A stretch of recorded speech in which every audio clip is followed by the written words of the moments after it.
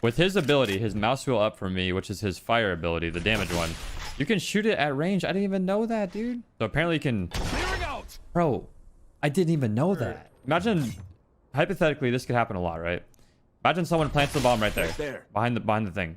And they're holding it. They're holding on the bomb site.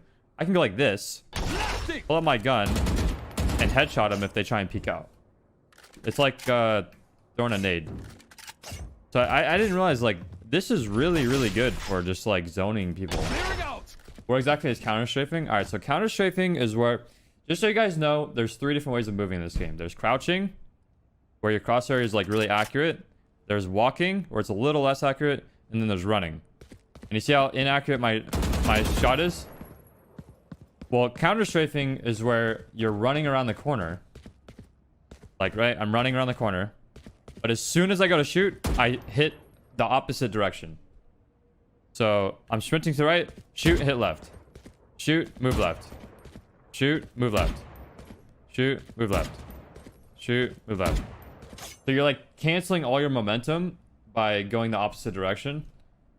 And your shot is completely accurate. So if someone is, for example, this is really, really important.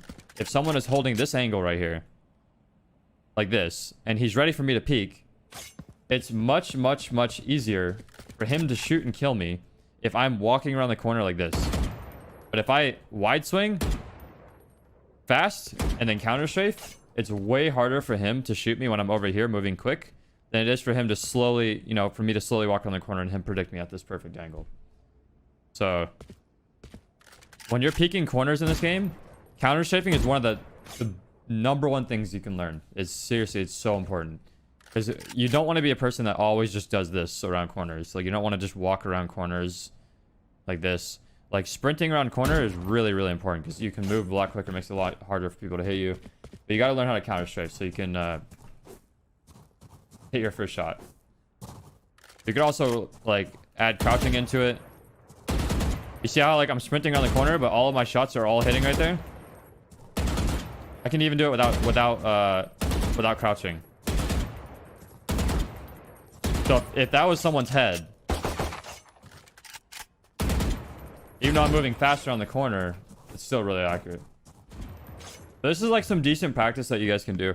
If you do want to practice on your own, what you should do is, like, especially if you want to practice counter strafing, just go around the maps and go to spots that are high playable spots. So this spot right here is very playable, right? Like, everyone starts at the beginning on defense here, and everyone on attack plays here. And what you can do is you just pick something. So, like, pick, like, that edge right there, like that bullet spot. So you can practice your counter strafing. When you go around the corner, just try and hit that every time. Like, practice like that's someone's head.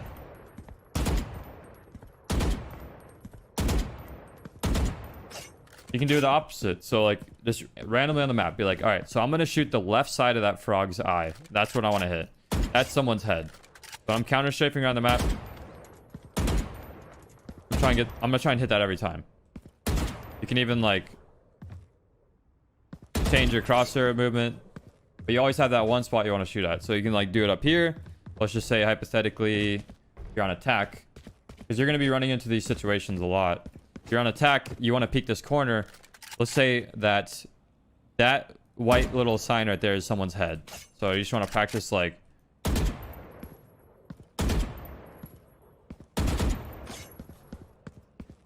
it also helps you learn the maps a lot. All the bullets went right there. See? Really good for practice. Who would stand there? It's not about who would stand there. It's about, like, you just picking a spot to aim at that you want to consistently shoot at. So, like, someone would stand right. Someone could stand right here. I mean, someone would stand here. This is definitely a playable spot. When you're on defense, you have a couple different angles. On height, you can keep peeking like this. Shooting this little, like, sign is just like a spot for you to aim. Like, really, you'd be shooting right here. But, you know, it's just a spot that is not a person that you can aim at. That's probably, I think, if I were to give tips, like 2 very important tips to people in Valorant that are new to the game or just not very good. It's learn crosshair placement and it's learn counter strafing. Very, very important. Those two things. And what I mean by crosshair placement is whenever you watch a new player, what do they do when they run around, chat? They go like this. They walk around the corner and they're like this.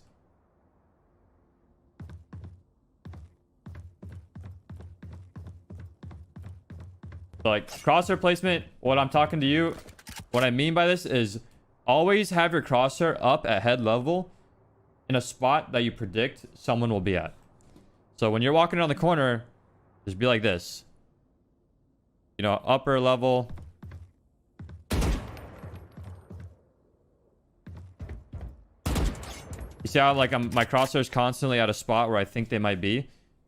Like always assume someone is where you're about to look. That's one of the biggest thing. Another thing where I talked about is counter strafing. That's when you're sprinting to the side, and if you want your crosshair to be accurate, you just strafe the opposite direction and stop. So it's like I'm moving to the right, I'm sprinting. I'm holding D to move to the right. If I want to stop and get my crosshair to shoot accurate, I'm just going to let go of D and I'm going to hit A. See?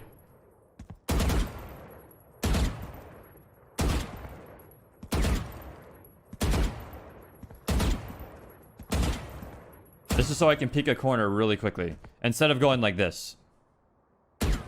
Like this is really slow. This makes it a lot easier for someone to hit me. That's another thing. That's probably the third most important thing, is controlling your spray.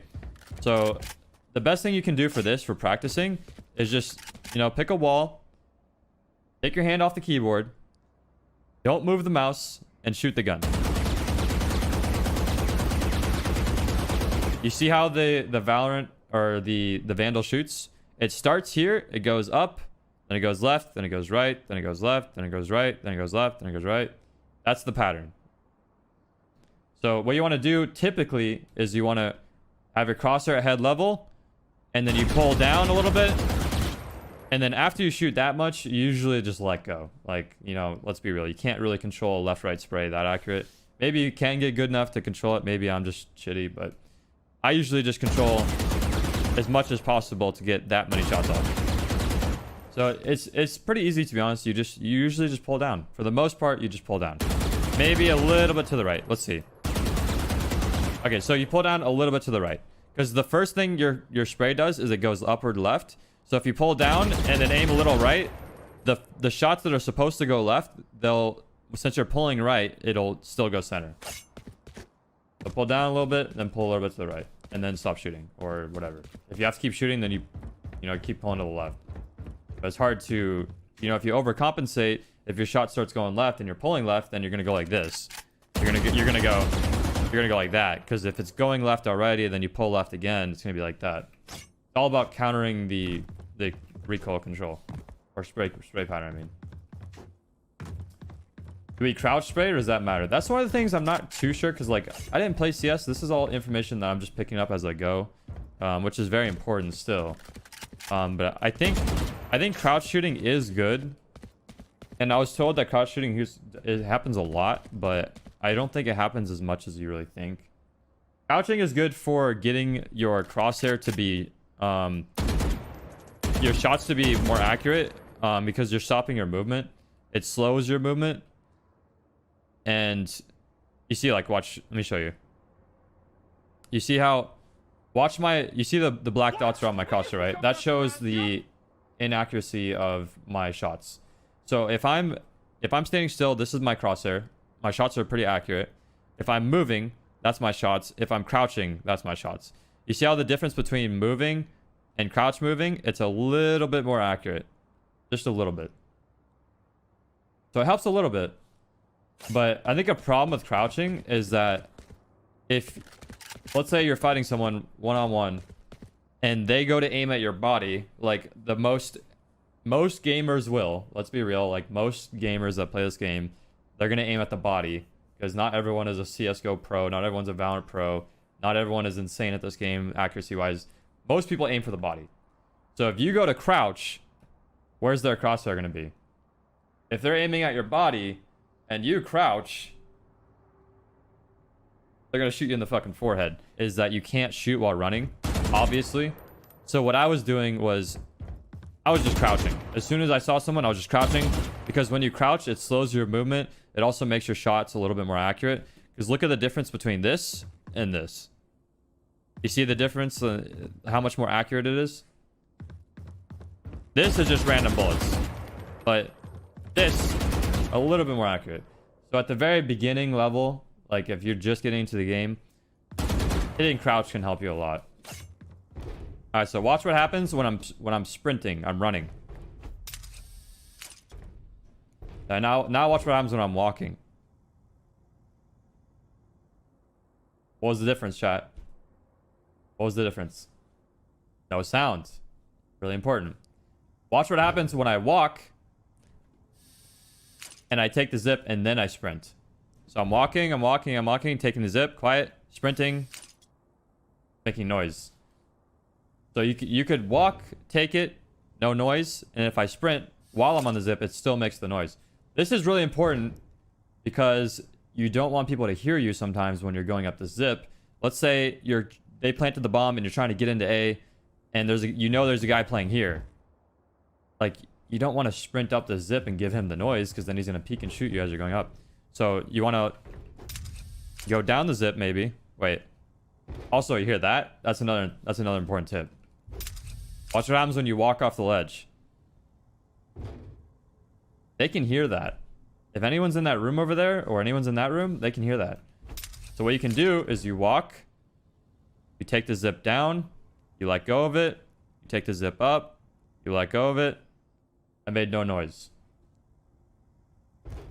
But what a lot of people will do is they'll sprint into this room, they'll drop off, that's noise, they'll walk up, they'll sprint up the zip, that's another noise. And also b-hopping, it's, as far as I know, it's only helpful in this game for jumping through Sage's slow ability. I think that's the primary thing for it. I haven't figured out if it's like really helpful for, if it's actually super necessary. I think going around a corner might be a little bit helpful if you're trying to cross a corner that you, let's say you're forced to cross this corner right here, no matter what. Like you're forced to run from here to here. You know, instead of sprinting across, it might be harder for them if you b-hop, because it'll make your body a little bit harder to you know, get shot at and get hit or get headshot. So that is a benefit of b-hopping. But you can do that with spacebar. You don't have to have your keybind on mouse wheel. My flash is my left mouse click, and my stun is my other mouse click. And the reason I do this, I put all of my keybinds on my mouse like that, is because I'm not going to be shooting when I'm using my abilities. So it's no problem if I have to take my thumb off the side of my mouse to click an ability, or take my middle finger and use my mouse wheel, or use my index finger on my mouse wheel. It's fine. And I want to focus my keybinds on my keyboard with my left hand. This is my left hand, by the way. I have inverted camera. My keyboard hand, I want it to be only on movement. But my fingers are always on WASD. My pinky is on shift, so I can sprint whenever I want. And my thumb can either crouch or it can jump. And then my primary is Q, and my secondary is E, and my knife is C. How's that your left hand? I have an inverted camera too, so I have it showing the gameplay, towards the gameplay. This is my right hand. This is my left hand. My keyboard is over here. My mouse is right here. It's just inverted on the camera. Positioning is holding angles where you only have to hold one angle at a time, but you have options for others. And what I mean by that is, let's go to the A bomb point. So let's say you are, you plant the bomb and you're right, you have the bomb right here and you're holding near the point. There's a lot of different angles you can hold here. So this one is pretty good, because you can watch a lot of different stuff and you have cover behind this thing. Let's say a bad player, after they plant the bomb, they'll hold they'll hold like right they'll hold like right here. They'll hold like right here.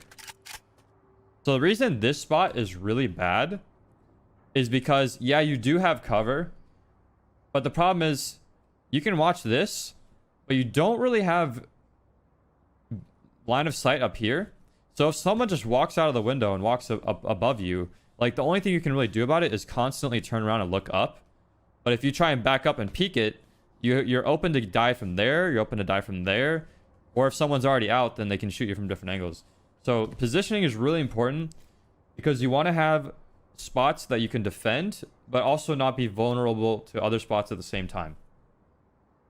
So a strong spot, you know, this might not be the strongest spot, but this is just for an example. If you plant the bomb right here and you're holding this, you can kind of control that angle. You can control this angle. And whenever you're like going to support this angle, no one else can shoot you. If you want to move against the wall, you can re-peek right here and you can see that angle. And if you want to go over here, you can peek this. So that way, whatever angle you're peeking, you always have safety from the other angle. Like the only way someone's going to be able to kill you from one side or the other is if they peek like for like 4 seconds and move around a corner. And if you're constantly moving back and forth, they can't just like, you know, if they sprint, you're going to hear them. If they're walking, you're going to be able to time yourself well enough to where you can see them walking toward you. They can wallbang that. It's true. They can wallbang this. This is what I'm saying. This might not be the best spot. This is just an example I'm using to where you can control different angles without giving line of sight of other angles. You can also like wide swing like this. And also another movement tip. You move quicker with your knife, guys, than you move with your gun. You see how I move quicker with my knife than I move with my gun? This is important. Obviously, if you're running, if you're going across the map, you want to pull out your knife if no one is near you. Like if you know for sure that there's 4 people that are at B and they all planted the bomb and no one else is anywhere on the map, obviously I want to have my knife out and I want to be running to get to the other side of the point. Another thing is, if you're... Watch the mini-map right here, guys, at the top left. You see how I'm walking and you see my character and it shows like that little light in front of me. Whenever stuff is happening in that light, like if you see if a bomb is down and I'm looking at it, it'll show that on the minimap. It'll show the bomb.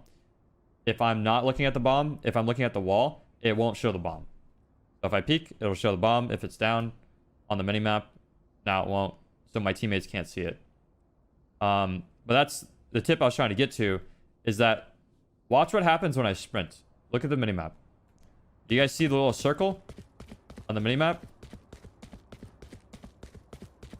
What do you guys think that means? This is the sound of how far someone can hear you when you're running. So if you know for sure that someone is right, let's say they're at the zip line. Right there. You heard them coming or something. They're at the zip line or someone called it out, and you're over here, and you want to try and wrap around. So they're right here at the zip line, and you want to wrap around. You can run. And you know they won't be able to hear you because you can see on the minimap where your circle is that's making noise. And if they're there, then the circle gets toward them and you stop running. Just like I said, you run faster with the knife compared to running with the gun. What you can do, if you're in this position, for example, and you have the bomb down, you can peek with your knife just to get information. If you think there might be a guy up top, you just peek with your knife real quick just to get information. Because it's faster than peeking with your gun. And if he's like watching right here and he's trying to shoot you, if you peek with your knife, you're not trying to shoot him back. All you're trying to do is get information. You just go like this, just to get information. If you know he's there, then maybe you can consider doing like a counter straight peek to shoot him. But remember, information is king. Information is always the most important thing in competitive play. So you can peek with your knife instead of peeking with your gun. Because it's faster and it's less likely for you to die if you're just trying to get information. Do we need to 180 and one swipe in Valorant? You do. If you're shooting someone and you're getting flanked, you're gonna have to... That wasn't 180, obviously, but you're gonna have to learn how to do 180s, because if you're in a 1v2 situation and there's no way you can get out of fighting both of them, let's say they push you at the same time, and you kill this guy, you might have to 180 real quick and then kill that guy immediately after. 180 is pretty important. That's why you need to get a sense that is good enough for you to do a swipe to the right, to do a consistent 180 every time. I'm probably going to have to increase my sense, not because I can't do 180s, but because if I were to ever play at LAN, when you play at LAN, like right now, I have an arm length worth of mouse pad, like a pretty fucking long distance, like 3 fucking feet. At LAN, you have like a 1.5 feet or a foot. You know, you don't have that much space. So if I go like this, I'm probably gonna send my teammate to the hospital because I'm gonna break his fucking arm. If I try and swipe and do a 180, I'm gonna knock my teammate out. We're gonna be down a man. We're gonna have to try and 4v5 every single round. Every time I have to do a 180, I'm gonna give my teammate a concussion, and you know we're gonna lose.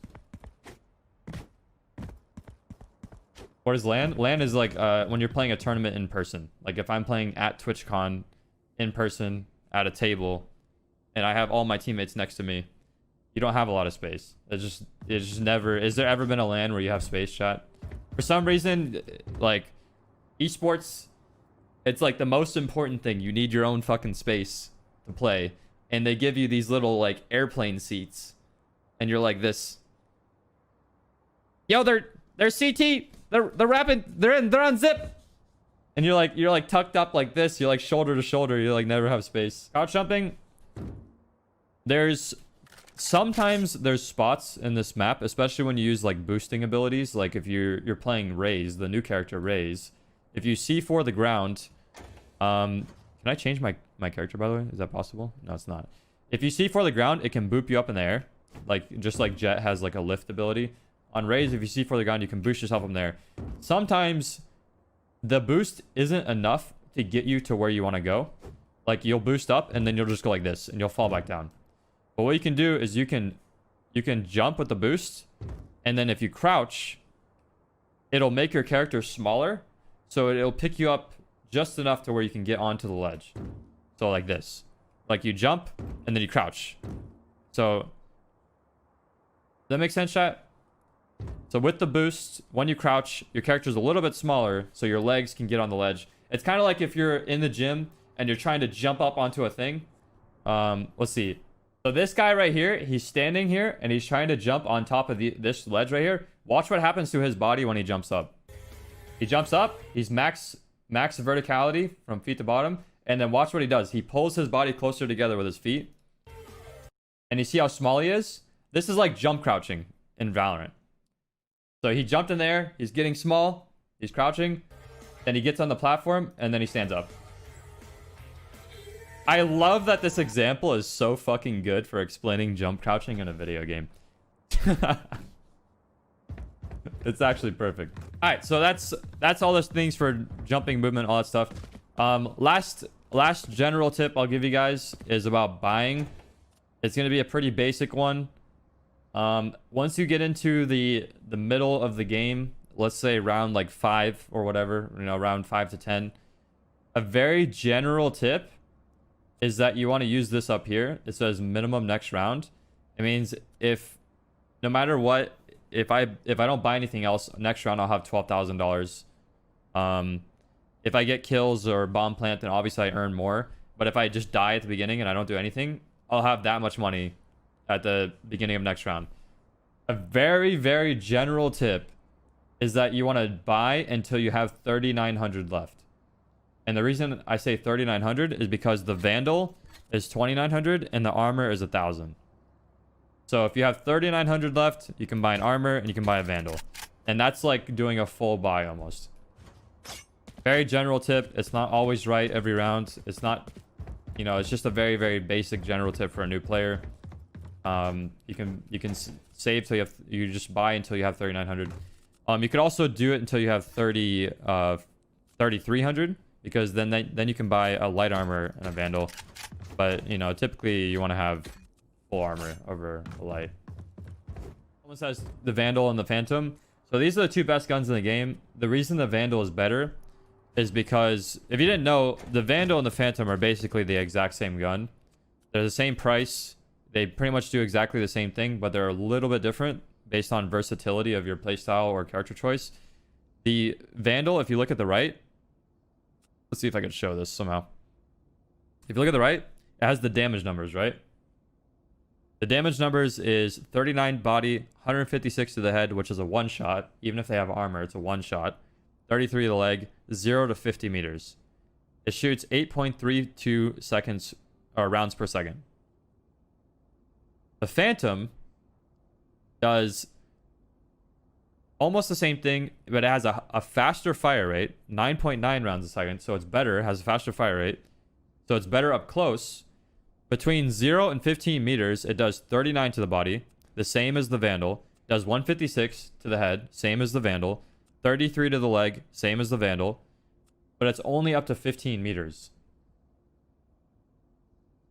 It's only up to 15 meters. So if you are 15 to 30 meters or 30 to 50 meters, you can't one-shot someone in the head.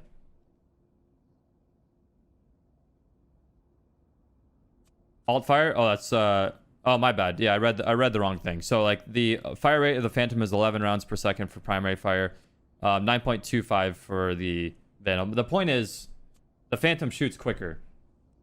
It has a faster fire rate, and it does the same amount of damage, 0 to 15 meters. So the Phantom is strictly better than the Vandal, up to 15 meters. It's just better. There's no other way to, compare it.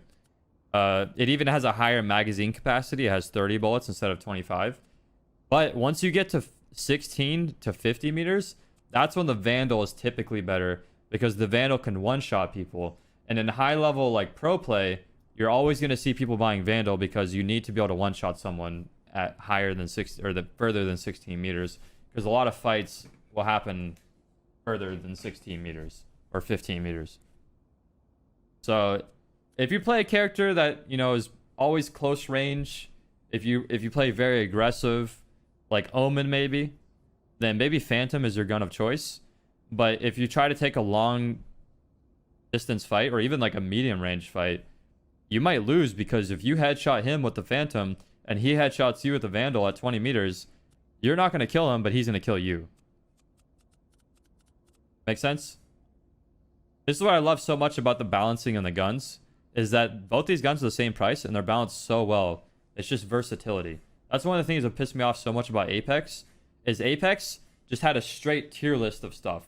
It was like, these guns are the best. Then depending on which gun you picked up, it was just worse and worse and worse and worse. It was never like, oh, this gun's good for this situation and this gun's good for this situation. It was just like, oh, R99, best gun in the game, I'm picking it up. PK, best shotgun, best secondary in the game, picking it up. There was never like a situation like, oh, maybe I should use EVA 8, it could be better here. It's like, dude, you just pick up the PK. It's insane. Yeah, that's the tip on buying and stuff.